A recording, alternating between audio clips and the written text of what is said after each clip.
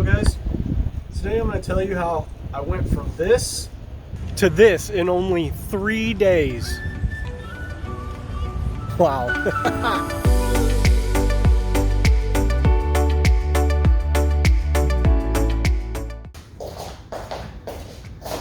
Well guys, you remember some of my other videos, I kept talking about wanting to move south.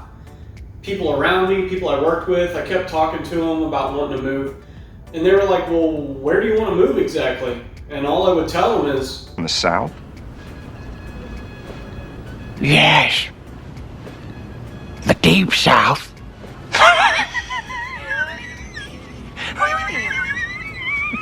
So today I have an actual map of the eastern United States. What I'm going to do is I'm going to show you how far to the deep south I traveled to.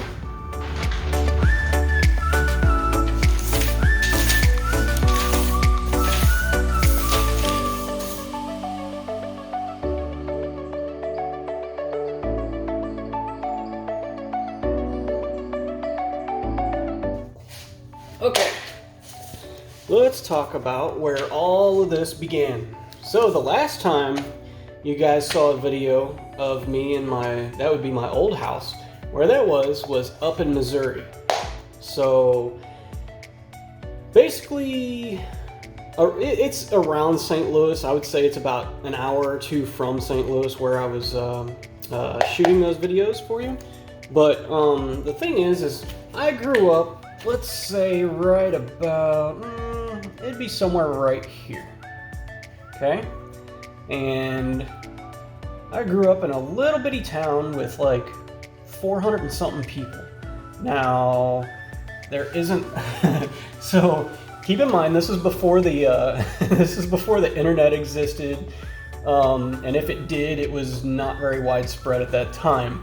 So we were dirt poor, and the only outside look at anything else in the world that I got, because lack of technology, lack of money, anything like that, was basically my grandma and grandpa would give us National Geographic magazines, and they would get every single month and they'd put it in a box. They had all these boxes of National Geographic.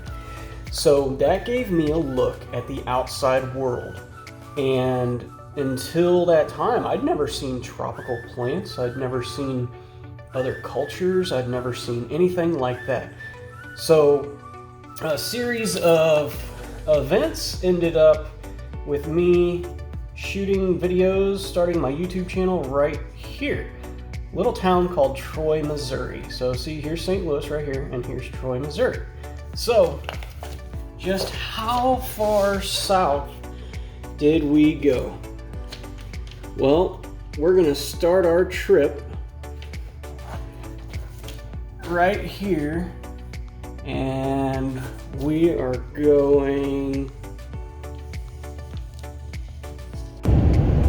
Man, that John Denver is full of shit.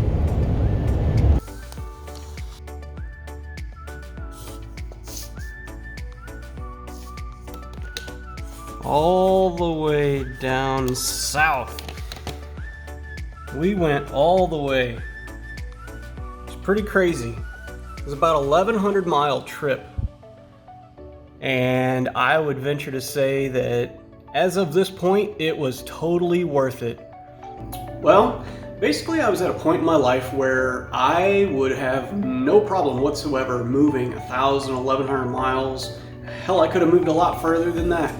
But the thing is, I had nothing really stopping me. Sure, I have family and friends up there, you know, and that kind of sucked to, you know, leave them behind, but I had dreams, I had goals of my own. And the thing was living there, I didn't think that I was going to be able to fulfill those dreams and goals. And, well, one of them was moving to the coast, you know? And obviously you can't do that in the Midwest, so... I watch a lot of motivational YouTube videos and stuff like that. One person I watch is Neistat. I'm sure a lot of you guys know who that is, but there was a clip that he recently did that really hit home for me, and talked about his dreams and goals and, you know, some of the people that were holding him back. And it hit home for me. I was around people and like teachers and stuff like that. They didn't think I was gonna amount to jack squat. Like, I was bound to be a loser, you know, for the rest of my life. But the thing is not letting those kinds of people hold you down and keep you from obtaining your dreams. You create your own luck. You do. It's not the people around you. You need to separate yourself from the people who are bringing you down. And the thing is here, watch this clip, and maybe some of you can actually relate to this the same way that I did. So here you go. I've only ever had one mission in life, and that mission has been to simply realize the promises I made to myself when I was a kid. When you're a kid, you're always telling yourself, when I'm an adult, I'm gonna do this. When I don't have to listen to my parents, I'm gonna do that. Someday, I'm gonna grow up and do... I wanna be an astronaut.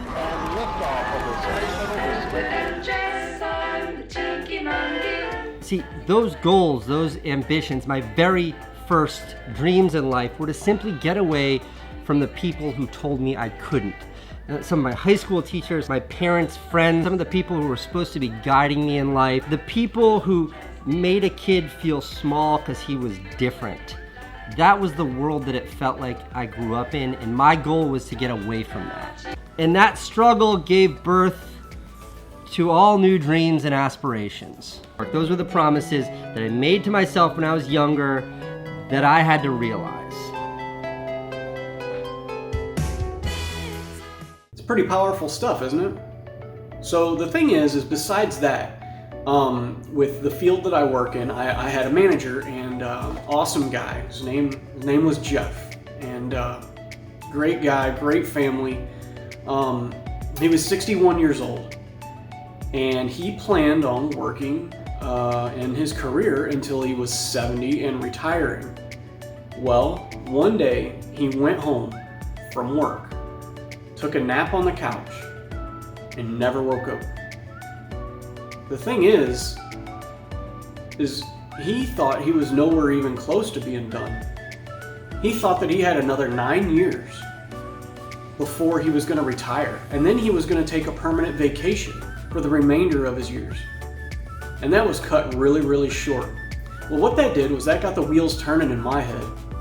So with my newfound freedom of not really having anything holding me back, to him, you know, passing away, I realized that I needed to enjoy my life more. I needed to enjoy my life and chase my dreams before it was all gone and before it was all over. And that's what this story is about. And I often talk about passion goes a long, long way. You know, if you've got the will and the desire and put the motivation in and a focus, things tend to happen. Also, a little bit of luck and a leap of faith really helps out as well. Always go back to follow your gut, do what you love to do. See, sometimes we can't say, I can do that. But what we can say, that it's possible that I can have my dream as we run toward it, as we work on it day in and day out. No one, ladies and gentlemen, could have convinced me when I started out just over 6 years ago working on my dream. And I want you to think about whatever your dream is, because I was willing to take a chance, and most people won't do that. Most of the people that you talk to try and bring them into the business, these are not risk takers. Most people have done all that they're ever going to do. They raise a family, they earn a living, and then they die. But people who are running toward their dreams, life has a special kind of meaning. And here's what I will share with you, that in the process of working on your dreams, you are going to incur a lot of disappointment, a lot of failure, a lot of pain, a lot of setbacks, a lot of defeats. But in the process of doing that, you will discover some things about yourself that you don't know right now. What you will realize is that you have greatness within you. what you'll realize is that you're more powerful than you can ever begin to imagine. What you will realize is that you're greater than your circumstances, that you don't have to go through life being a victim.